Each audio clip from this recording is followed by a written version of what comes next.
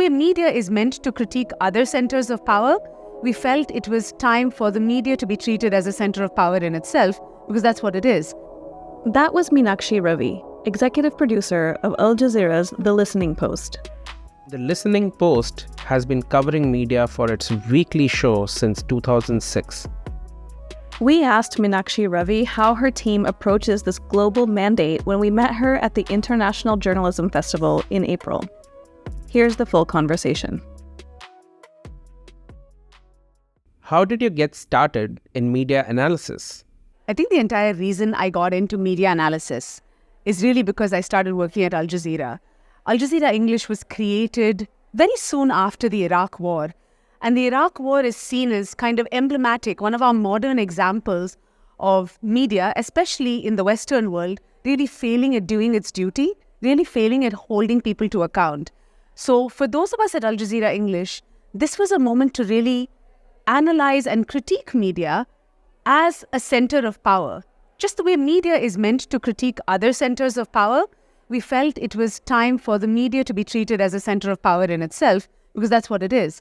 So I would owe my career as a media analyst, as a journalist covering the media beat, I would owe that to Al Jazeera English. Is covering media the same as covering other beats, or is it very different? See, covering the media as a beat in itself is not like any other beat, because you have to come to it with your own biases as a journalist and have an understanding of the nuances of the challenges of doing journalism in different beats. So, for example, when you are analyzing business journalism, you need to understand what are the challenges of journalism generally, but also the specific nuances of covering business. What are the conflicts of interest? What are the pressures you go through? Then when you're doing war reporting, there are very specific challenges that war reporters are facing. How do you critique that fairly, given that you as a journalist know all of the challenges and all of the various factors that influence people's reporting? So I think doing journalism on journalism is a particular niche in itself. How do you keep up with all the different contexts of what's going on in the world? So I think, for journalists who want to cover journalism, I think you have to find your specialism, right? Are you going to be looking at journalism in a particular region, in a particular language, in a particular beat?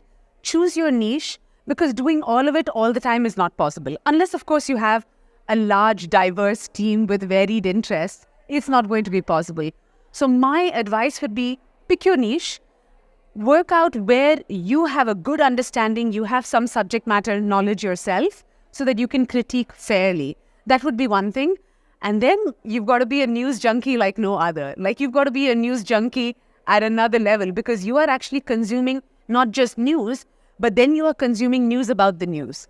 You're not just reading the coverage, you're covering the coverage. So for that, you need to be at another level. What is the importance of covering the media at this time in history? So I'm really lucky. I have been covering media as a beat for more than 15 years now. And there was a time at which I felt, do people really need their media interrogated like this? And I must say, in all the years that I've been doing it, I've found the need has only increased. One of the trends I have seen is that there is this widespread mistrust that really needs media literacy to be dealt with, So in order to kind of combat a kind of amorphous mistrust in the media, where all media outlets are lumped together irrespective of their strengths and weaknesses, I actually think media literacy is a huge part of the puzzle that we need to kind of fill in. Otherwise, we're going to constantly have these half-baked and one-sided debates about whether media is fake or whether it's trying to misinform us, because people don't really know how to read the media.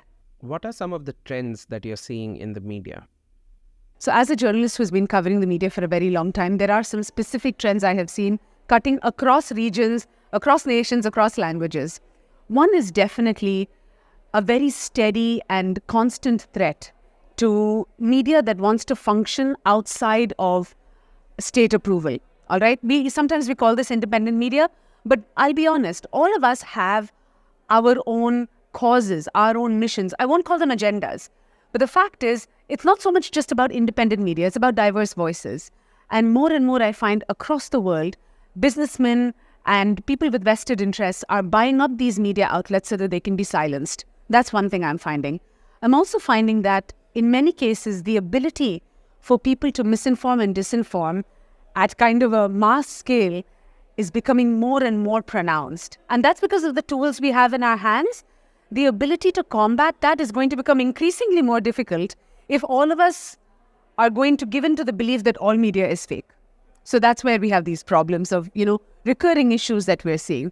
Well, finally, I will also say far too many journalists find it really easy, cheap to get eyeballs by just spouting out the most fear-mongering, the most anger-inducing messages. From Fox News in the United States to, a channel called Republic in India, this is the same kind of echo we see.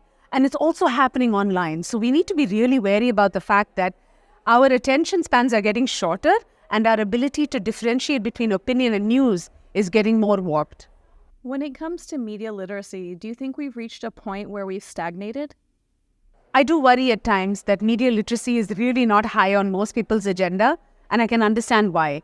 News is complex, and now you're telling people to do a bit of study about how to read the news before they read the news. That's tough, And for most people, news isn't the only thing they're consuming. They're also getting their opinions shaped by popular culture.